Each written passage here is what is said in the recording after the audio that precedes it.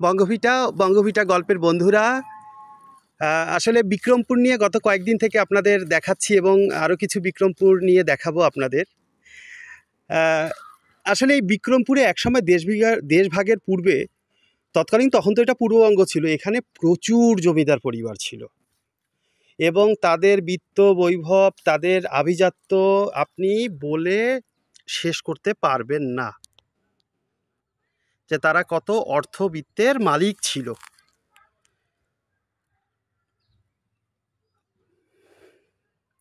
আপনি দূর থেকে যখন এসব জমিদার বাড়িগুলো দেখবেন, আপনার কাছে মনে হবে যে তারা আসলে কত বিত্ত বৈভবের মালিক ছিল। কি চমৎকার করে এই বাড়িগুলো তারা তৈরি করেছিল। যদিও বা মনে হচ্ছে এটা তাদের ছিল না, হয়তো জমিদার মশাই তার দাপ্তরিক কাজগুলো হয়তো বা এখানে বসে করতেন, নয়তো এখানে বসে হয়তো বা প্রজাদের বিচার সালিশ করতেন। হ্যাঁ, আমি এখানে যখন আসি, এখানকার স্থানীয়দের সাথে কথা বললাম যে এগুলো কিন্তু কোনো আর সংস্কার হয়নি। সেই তৎকালীন সময় তারা যেভাবে আজ থেকে ১-১৫০ বছর আগে তারা যেভাবে তৈরি করেছিল ঠিক তেমনভাবেই পড়ে আছে। কাজগুলো দেখেন কি নিখুঁত কাজ।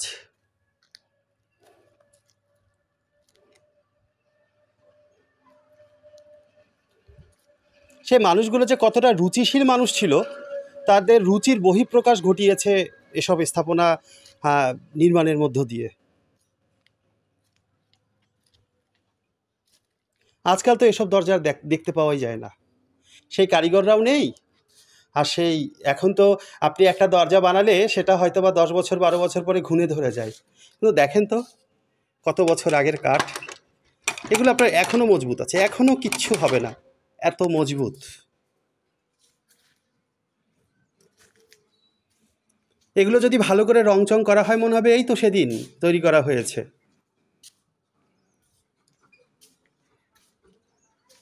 এবং আপনারা কিন্তু অনেক সময় বঙ্গভিটায় লিখেন যে আমাদের বাড়ির পাশে বিরাট বিরাট ৩-৪টা পুকুর ছিল, পুষ্কুনির পাড় ছিল।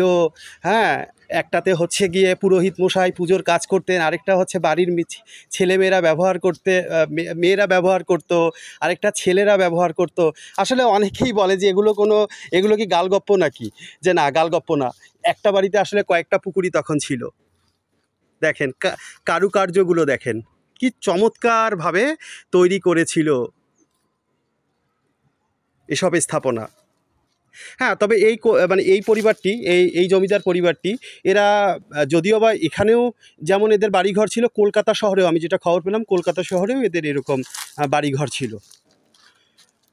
কিন্তু তারা এখান থেকে যখন চলে গেল, তারা এখানকার ছিটে ফোটা কানাকড়িও তারা নিয়ে যায়নি।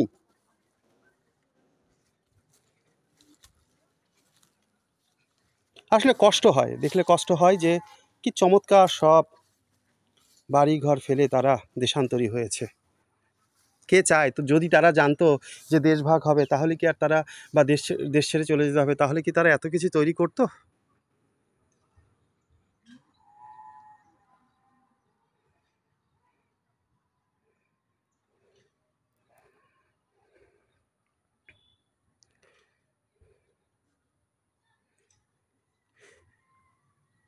তৎকালীন পূর্ববঙ্গ থেকে যে পরিবারগুলো ভারতে চলে গেছেন, বিশেষ করে বিক্রমপুর থেকে, তারা যদি একবার বিক্রমপুরে আসেন, আমার তো মনে হয় যে তারা চোখের পানি সামলাতে পারবেন না। এত চমৎকার কিছু স্থাপনা এখনও আছে এখানে। যাই হোক, বঙ্গভিটা এবং বঙ্গভিটার গল্পের সাথেই থাকুন। আমরা এরকম স্থাপনা দেখানোর আরও চেষ্টা করছি। ভালো থাকবেন, সুস্থ থাকবেন, বঙ্গভিটার সাথেই থাকবেন।